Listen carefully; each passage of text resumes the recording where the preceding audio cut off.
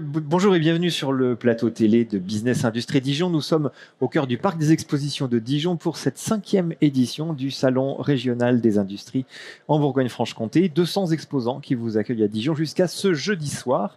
Et sur ce plateau télé, toutes les 30 minutes se succèdent les acteurs de l'économie régionale avec lesquels j'ai le plaisir d'évoquer les grands enjeux de l'industrie d'aujourd'hui et de demain. Alors on parle bien sûr de décarbonation, d'impact environnemental, on parle d'emploi, on parle de formation, et puis on parle beaucoup d'innovation, de tech, de robotique et d'intelligence artificielle. Ce sujet-là, c'est presque un fil rouge du salon et ça ne devrait pas vous déplaire. Denis Meyer, bonjour. Bonjour Patrice. Denis, vous êtes business developer chez Araïco. Araïco, c'est une entreprise créée en 2019 qui accompagne les PME et les ETI industriels dans le déploiement de l'intelligence artificielle. Donc vous proposez des interventions pour acculturer l'entreprise, pour lui faire découvrir ce qu'est l'IA, pour réaliser des diagnostics internes, définir une stratégie et puis ensuite déployer des solutions d'intelligence artificielle. Et on va voir quelles solutions et pour répondre à quelles problématiques.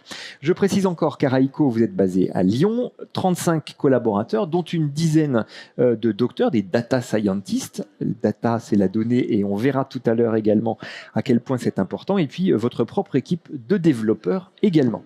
Est-ce que j'ai fait un petit portrait correct et complet de ce que fait Araïco, Denis Meyer? Oui, tout à fait. Bon.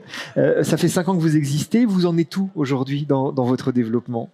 Alors Araïco, effectivement, créé par 2 fondateurs, aujourd'hui 35, donc c'est une équipe qui s'est construite en termes de valeurs, d'engagement et de liens durant toutes ces années. Et on a, à travers ces années, accumulé beaucoup d'expériences, de leçons aussi, appris des leçons et de la valeur créée avec nos clients. Donc cela, ça nous a permis de construire une vision claire de ce qu'on peut attendre de l'IA, comment l'IA amène concrètement de la valeur dans une entreprise. Et en parallèle, on a fait évoluer notre offre vers des solutions standards.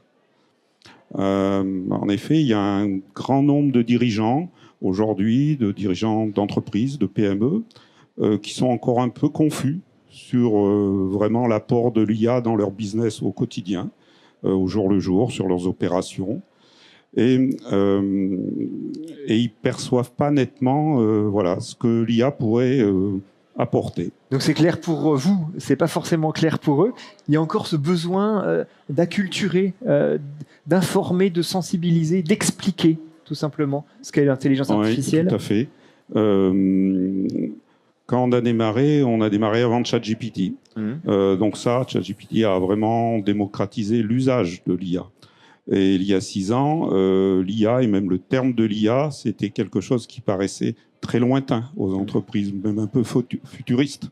Aujourd'hui, tout le monde comprend et a entendu parler au moins de l'IA. Et par contre, toujours pareil, un grand nombre ne savent pas comment le mettre en œuvre. En parallèle, le marché de l'IA, les technos de l'IA avancent très vite. Ouais. C'est ça qui est déroutant aussi. Ça crée beaucoup de complexité, ça aussi, tout à fait. Et moi, au jour le jour, je rencontre très souvent des patrons d'entreprises qui ont conscience que l'IA peut être importante pour eux, que c'est un outil qui devrait leur faire gagner de la performance, mais ils ne savent pas du tout par où commencer, comment conduire le projet, quel projet choisir même.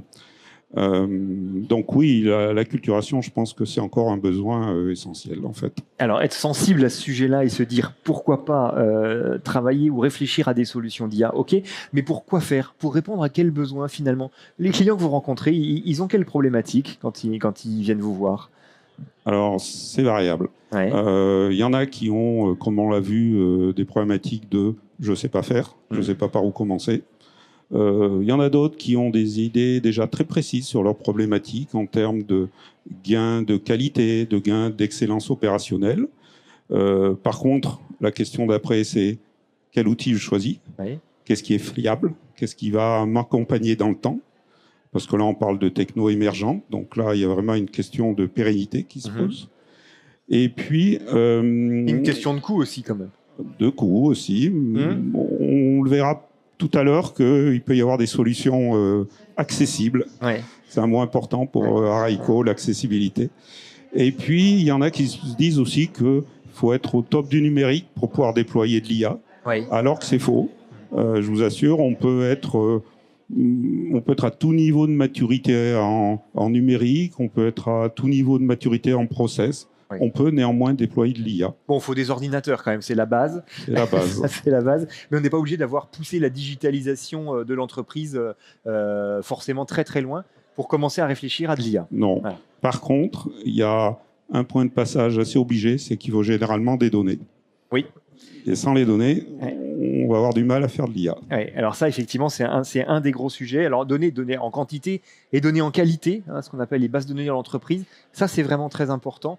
Et on commence par là, j'allais dire, quand on arrive dans une entreprise et qu'on établit le diagnostic. Oui, les données, ça peut être plein de choses, effectivement. Ça peut être des documents, ça peut être des données dans les systèmes de base de données. C'est aussi des données... ça peut être des données qui proviennent aussi du savoir-faire tacite, c'est-à-dire du savoir-faire qui est dans la tête des experts, des sachants de l'entreprise. Okay. Et donc ces données, c'est important de pouvoir les récupérer et les centraliser, sinon c'est un risque pour l'entreprise en termes de pérennité. Et les données, elles peuvent aussi venir des interventions lorsqu'on intervient sur le terrain. Là, on a besoin de capter de la donnée et de la centraliser. C'est un des enjeux de la solution dont on va parler maintenant, qui est donc l'une des solutions proposées par Araïco, qui permet aux entreprises de produire des rapports d'intervention. Alors, ce qu'on appelle les rapports d'intervention, c'est la visite technique ou la visite de maintenance sur un équipement. Oui. Il s'agit d'en éditer le compte-rendu. C'est bien de ça dont on parle. C'est ça. Voilà. Quel était le sujet en fait? C'était quoi le problème, la problématique de départ? Ok. Au début, on a voulu aider les métiers techniques à créer des rapports. Donc les rapports, effectivement, ça peut être de la mise en service, ça peut être de la réparation, de la maintenance, voire des inspections, du contrôle, de la qualité. Oui. Donc notre problématique au départ à laquelle on a voulu répondre, c'est on a fait beaucoup de diag et ces diag nous ont montré quantité de cas d'usage. On a croisé des centaines de cas d'usage, on a documenté des centaines de cas d'usage aussi. Et on a décidé à ce moment-là de créer des solutions qui répondent aux cas d'usage les plus récurrents, ceux qui amènent le plus de valeur ajoutée. Et c'est pour ça qu'on a créé des solutions comme le générateur d'état en est une, qui permettent d'apporter ce que attendent les entreprises. Les entreprises aujourd'hui en IA, qui ont besoin de l'IA, elles ont besoin de solutions qui sont rapides à déployer, qui n'impactent pas ou peu leur système d'information et qui leur amènent plus de valeur d'usage que ce qu'elles ont actuellement avec leurs outils traditionnels. Alors, sur le rapport d'État, ce qu'on constate, c'est que les populations techniques, habituellement, elles ont une appétence pour le geste technique, mais elles sont un peu réfractaires au reporting. Oui, le reporting, c'est la corvée. Hein. Le compte rendu, c'est la corvée. Voilà. C'est exactement ça, c'est la corvée. Donc, au pire, le rapport, il n'est pas fait. Sinon, il peut être incomplet ou il peut avoir peu de valeur. Un rapport de peu de valeur, c'est un rapport où je suis intervenu dans telle société, tout va bien, RAS. Voilà. Donc quand j'ai ça, en termes d'entreprise, j'ai pas de valeur. Je peux rien faire avec ça. Et ça peut poser des problèmes par rapport à des obligations contractuelles, par rapport à des obligations réglementaires. On peut penser à des certifications de qualité aussi. Et surtout, l'entreprise perd la valeur de ces infos qu'elle ne peut pas partager au sein de ses équipes ou même suivre son activité. Oui, on est sur des informations sur lesquelles on a besoin d'un petit peu de traçabilité, d'un petit peu de qualité également, c'est-à-dire qu'elles soient complètes, fiables et effectivement émises et effectivement produites, ce qui n'est pas forcément le cas. Alors du coup, en quoi consiste votre solution? Comment ça marche? Alors, tout d'abord, on va devoir configurer un formulaire qui va soutenir en fait le compte-rendu qu'on va faire. Mais je pense que c'est mieux de faire une démo. On va le voir très concrètement. On le verra en live et ça sera plus parlant. Voilà, donc on est sur votre écran, on va voir votre écran. On le voit là, il s'affiche. Okay, et on peut constater ce que vous êtes en train de faire. Donc c'est un écran là qui montre les rapports en cours, les rapports validés. Et nous, on va s'attacher à créer un nouveau rapport. Donc, la situation, c'est que je suis un technicien d'intervention qui a fait son intervention. On va prendre un exemple d'un convoyeur de tri, par exemple, n'importe. Et je dois faire mon rapport. Donc là, on peut visualiser tous les champs qui sont demandés à la saisie en termes d'aide-mémoire. Mais nous, on a proposé une solution meilleure, plus performante, à savoir de la dictée vocale, de la captation vocale.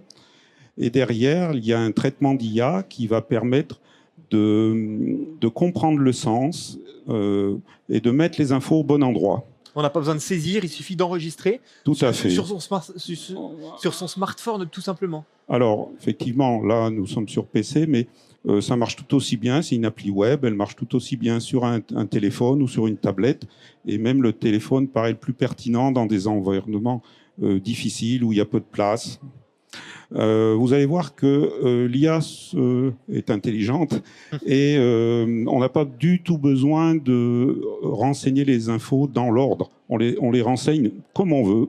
Ça donne une grande liberté aux techniciens d'action. On peut même, un collègue peut même l'interpeller pour venir boire le café. L'IA comprendra qu'on n'est plus en train de parler de la réparation. Complètement. Ouais. L'IA va occulter ça et va cleaner ça et organiser ça. Mais allons-y sur la démo. Donc, pour lancer la saisie, j'appuie sur ce gros bouton, la saisie vocale. Donc là, l'IA est en train de m'écouter et essaye de comprendre si je parle de quelque chose qui est en rapport avec ce rapport. Donc, par exemple, je suis chez le client Dupont. On est à Dijon. J'interviens sur un équipement convoyeur de tri de référence 2512. Et je suis le 24 novembre. Et j'ai commencé mon intervention à 14h et j'ai mis une demi-heure à la faire. Pour l'instant, j'appuie sur ce bouton-là. Tout ce que j'ai dit est transféré vers l'IA et reporté sur... Ah ben non, ça c'est l'effet démo. C'est l'effet du direct, c'est toujours la même chose. Ça marche pas, donc je vous propose qu'on recommence parce que normalement ça fonctionne. Évidemment, ça fonctionnait quand vous l'avez testé tout à l'heure. Bien sûr. Voilà. Donc je suis chez le client Dupont. J'interviens à Dijon. Ah oui, je suis peut-être un peu loin. Mon équipement est un convoyeur de tri de référence 2005. Avec un indice de révision 3. Ah ben non, finalement, c'est pas le 3, c'est le 5. La machine est en train de traiter l'information. Voilà. Donc en fait, ça doit être ça, c'est que j'étais trop distant de mon micro. Il faut quand même parler dans le micro. Et oui, alors il faut parler dans les deux micros en fait. Voilà, d'accord. Il faut que je me rapproche parce qu'il ne capte pas toutes les infos. Alors là, pour l'instant, on n'a récupéré qu'une info qui est l'indice de révision. Oui. On a vu que j'ai bafouillé exprès, je lui ai dit 2, je lui ai dit 5, il a pris la dernière, effectivement. Oui. Donc je vous propose de continuer, je vais essayer d'être plus clair par rapport à mon micro, à mon PC. Alors je rappuie sur le bouton saisie.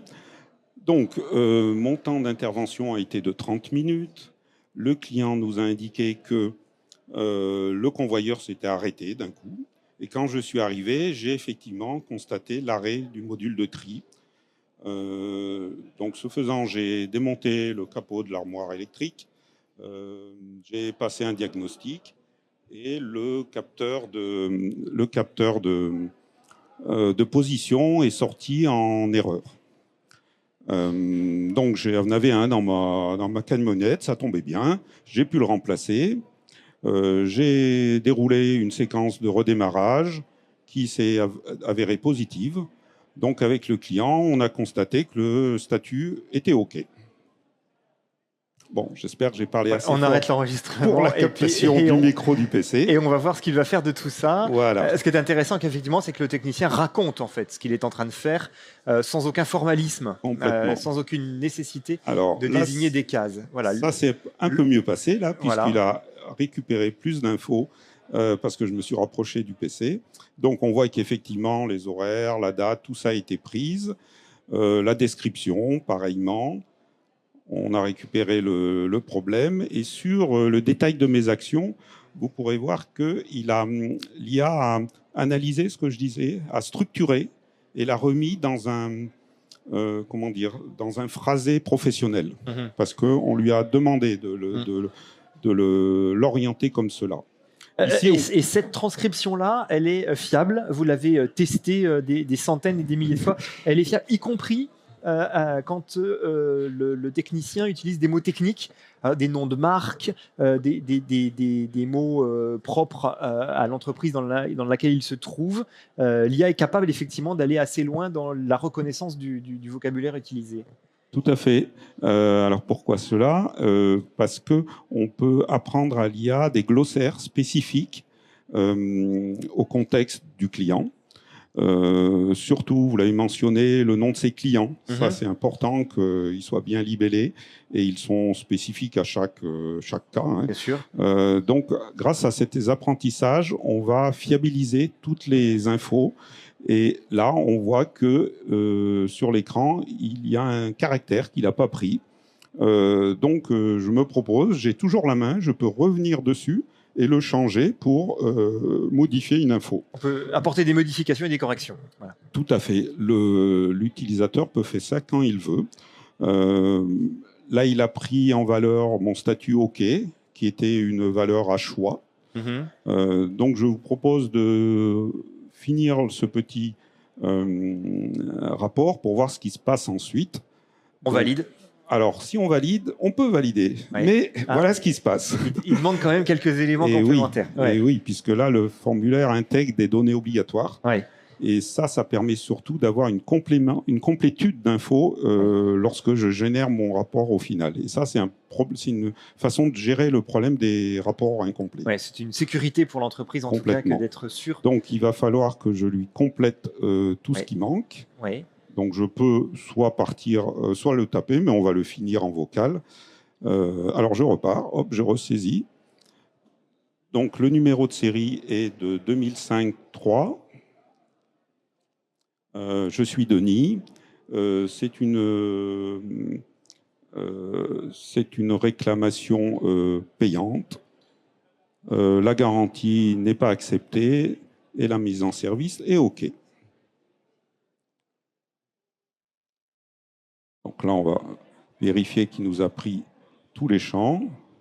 Bon, j'ai des problèmes de captation. C'est probablement la prise de son qui est un petit peu, peu compliquée. Je suis loin du PC. Habituellement, le bon outil, c'est d'avoir le téléphone. Donc sur un téléphone, la captation est Est-ce qu'on peut intégrer des photos, des images, des vidéos, par exemple, dans ce compte-rendu ? Est-ce que c'est possible, Denis ? Effectivement. Donc, on va trouver l'endroit. Voilà. On est au niveau de la description de l'intervention. Il est souvent utile pour le technicien d'amener une preuve de son action qui se fait par une photo ou des photos. Donc, si on est sur le téléphone, c'est facile, on prend la photo. Là, je vous propose d'aller en chercher une sur mon disque dur. Ça sera plus facile. Voilà. J'ai intégré une photo. Et je pense que le formulaire est complet et qu'on peut le valider. Voici. Ça émet et ça met en forme donc un rapport d'intervention qui ensuite peut être donc il va être émis en PDF, j'imagine, dans un format de ce type, et ensuite transmis, poussé par mail facilement vers toutes les personnes qui l'attendent. Voilà, par défaut, il est formaté fabriqué en PDF. Dans un format à la discrétion et à la demande du client, on adapte spécifiquement ce format-là, mais on peut tout à fait imaginer aussi qu'on le formate dans un but de l'intégrer dans son système de gestion, vers des GMAO, vers des ERP, où là le flux est carrément automatique et à partir de l'émission du technicien, son rapport rentre directement dans le système de gestion. Cette application, elle va intéresser quel type de clients ? Alors, des entreprises industrielles qui font venir des techniciens chez eux, ou ce sont plutôt les opérateurs, les structures, les opérateurs, les entreprises qui assurent la maintenance ? Oui, je vais fermer donc ma démo là. puisque j'en ai fini. Donc, on cible principalement toutes les entreprises dans le secteur de la maintenance et le secteur de la qualité. Parce qu'on pense que, pas forcément que des entreprises industrielles, hein, mais on pense que c'est dans ces deux secteurs-là qu'on peut amener avec cet outil le plus de valeur. Clairement, on fait gagner du temps. Alors, on déstresse, on sécurise, on améliore la qualité du compte-rendu, on l'a bien compris. Oui. On fait aussi gagner du temps aux techniciens, aux opérateurs avec cette histoire. On a 3 bénéfices. Le premier, c'est le temps, effectivement. Parler, ça va plus vite que taper un rapport. Surtout quand, derrière, vous avez une machine qui met en forme et proprement. C'est plus simple aussi pour le technicien. Le deuxième, c'est un confort d'usage pour le technicien. Et ça, c'est important parce que ça lui enlève de la charge mentale. Il n'a plus besoin de réfléchir son formatage, sa synthèse des infos qu'il donne. Et on verra que ça, c'est important sur la valeur et sur la richesse. Il n'a plus besoin aussi de faire attention à son écriture, son orthographe, sa grammaire. L'IA derrière fait le job. Et donc, le troisième bénéfice, c'est la valeur du compte-rendu. C'est un compte-rendu qui est complet, puisqu'on l'a vu, on peut forcer la complétude des infos. Et surtout, c'est un compte-rendu qui va avoir une grande richesse d'informations. On demande au technicien de faire son rapport d'intervention devant la machine, après l'avoir fini. Là, il est encore dedans, il sait tout ce qu'il a fait, il a pu même détecter des tips, des choses qui remontent à son bureau d'études, là, il va le dire. Ouais.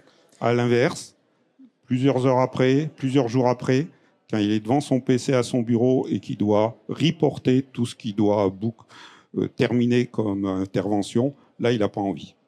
Et en plus, il a peut-être oublié. Et il est plus dans une séquence où je dois faire un job administratif qui ne me plaît pas. Donc là, on est plus sur des rapports qui vont être avec peu de valeur parce qu'il va aller au plus rapide.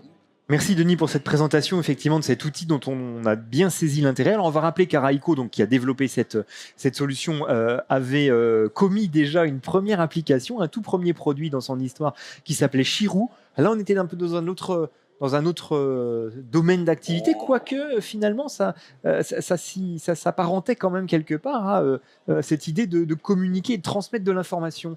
Oui. Résumez-nous l'histoire de Chirou. Oui, alors juste une petite précision parce que ça concerne aussi Chirou. C'est tout des solutions prêtes à l'emploi qu'on commercialise en mode SaaS. Donc SaaS, donc Software as a Service, donc c'est de la location. Oui, voilà. C'est tout à fait ça. C'est-à-dire que c'est des modèles économiques qui permettent aux clients qui sont accessibles. Ça, c'est important pour nous de créer des modèles, des solutions accessibles. Donc la location rend de fait ces outils accessibles. Financièrement accessibles. Financièrement, oui, et puis bon, techniquement, on a vu qu'ils étaient extrêmement simples et intuitifs et conviviaux à prendre en main. Et Chirou, à l'époque, avait été bâti dans cette même logique de modèle SaaS. Ouais. Et l'idée de Chirou, c'était quoi? Alors, Chirou, l'idée, c'était qu'on travaille sur la capitalisation de compétences. C'est-à-dire qu'il y a beaucoup de savoir-faire qui est dans la tête des sachants et des experts d'une entreprise et qui n'est pas formalisé d'une quelconque manière sous forme numérique. Bon, ça peut être un risque. Quand ces personnes-là partent à la retraite, par exemple, ou sont absentes en maladie, l'entreprise se crée des contraintes et perd de la valeur. Donc, on a des outils qui sont basés sur la même ergonomie par le téléphone principalement, qui permettent facilement de capter, qui permettent aux sachants d'exprimer sa connaissance, de la capter, et à travers un workflow de validation, parce que c'est important pour nous qu'il y ait un humain qui valide dans ces process-là. Comme pour l'outil que vous venez de démontrer au demeurant. Complètement. La validation reste humaine, oui. et la correction aussi. Tout à fait. Donc, de cette façon, on construit une base de connaissances qui s'enrichit petit à petit, qui va aider des juniors, on va dire, à aller chercher des réponses à leurs problématiques lorsqu'ils seront confrontés à une machine en panne et qu'ils ne savent pas par où, comment traiter le problème. Alors après Chirou, après cette application de compte-rendu que vous venez de nous présenter, il y a le troisième produit que vous lancez maintenant, aujourd'hui, et qui est une sorte de moteur de recherche pour une entreprise qui a beaucoup de données et qui a besoin à un moment d'aller récupérer et mettre en forme des données. C'est bien ça le principe. C'est ça. C'est notre dernier né. On l'appelle l'assistant métier. Donc l'idée, c'est que lui va travailler sur les documentations présentes et l'information au sens large présente dans l'entreprise. Et c'est donc un outil de recherche complexe pour faire de la recherche complexe sur texte, sur tableau, sur plan, sur photo. On questionne en langage naturel. Et nos modules d'IA vont savoir gérer la compréhension du sens, vont savoir gérer des dépendances fonctionnelles. Je vais vous donner un exemple. Par exemple, je peux lui demander, dis-moi ce que commande le contacteur K12 sur mes plans électriques. Bon, l'outil cherche les plans qui comportent un contacteur K12. Quand il a trouvé ces plans-là, il va savoir à partir du plan électrique, hein, donc une représente sous PDF. Les plans sont sous PDF. Les schémas, oui. Il va savoir partir du contacteur, suivre la ligne logique et fonctionnelle pour aboutir à l'autre bout de ce qui est commandé, donc en l'occurrence peut-être un moteur, et répondre à l'utilisateur qui a questionné. Le K12, le contacteur K12 commute un moteur. Voilà. D'où l'intérêt d'avoir des données de qualité, enfin en quantité et surtout de qualité suffisante pour permettre cette recherche. Oui. Et sortir des résultats de qualité. Et un point important avec ces outils, pour nous, c'est l'interopérabilité. Entre les trois solutions que vous nous avez présentées. Tout à fait. Parce que la capitalisation de compétences, en fait, capte de l'info dans l'humain, quelque part, et la retranscrit et en crée une base de connaissances. Donc là, on enrichit notre système d'information. Le rapport d'intervention fait pareil, en prenant l'information sur le lieu d'intervention et en le remontant en centralité. Et le moteur de recherche permet de traiter à la fois ces infos qui remontent par ces deux outils et déjà les documentations qui sont présentes dans la base. Donc là, il y a une grande synergie et il y a une valeur plus importante. On a parfaitement compris avec vos exemples très concrets. Merci beaucoup, Denis Meyer, de tout l'intérêt de l'IA, dont on a bien compris qu'elle ne remplaçait pas l'humain, mais qu'elle l'aidait dans ses tâches, en particulier les tâches les plus ingrates, les plus chronophages, et celles qui sont le moins à valeur ajoutée pour l'entreprise. Donc on a bien compris tout l'intérêt. Il y a un autre avantage et un autre intérêt. On peut terminer là-dessus, ce serait le mot de la fin, Denis, sur l'intérêt pour une entreprise de déployer ce genre d'outils. Ça fait entreprise moderne, ça fait une entreprise aussi attractive pour des jeunes collaborateurs en particulier. Tout à fait. Alors, quand on pense IA, on pense effectivement performance, productivité, ça c'est ce qui arrive en premier. En deuxième, on peut penser innovation aussi, parce qu'avec l'IA, on peut innover. Mais on peut aussi devenir plus attractif. C'est quoi l'idée qui est derrière ? Eh bien, en fait, les générations actuelles, qui sont des générations digitales natives, vont bientôt arriver dans les entreprises, où ils sont déjà. Les suivants, c'est les IA natifs. Alors là, c'est encore pire. Ils sont nés avec l'IA. Et tous ces jeunes-là, ils veulent pas du tout utiliser des outils d'avant. Donc, si on veut les motiver, si on veut les inclure, il va falloir pouvoir proposer des outils qui utilisent l'IA. Et je pense que l'IA, c'est un outil utile et indispensable pour la performance de l'entreprise. Merci beaucoup. Vous venez rencontrer Denis Meyer et toute son équipe sur le stand Araïco ici au Business Industrie Dijon. Et puis sinon, vous contactez Araïco tout court voilà, pour trouver des solutions et adapter les produits proposés par Araïco à vos besoins dans votre entreprise. Merci de nous avoir suivis. Bonne journée.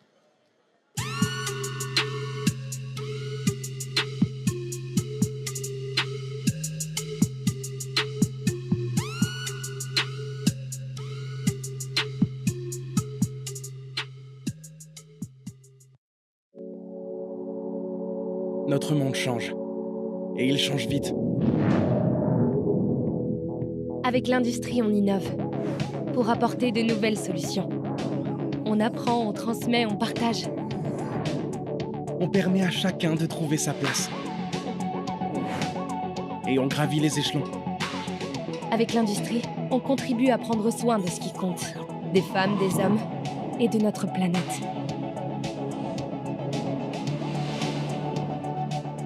Grâce aux 3 millions de salariés engagés dans nos 90 000 entreprises, on transforme le quotidien. Viens, on accélère avec l'industrie.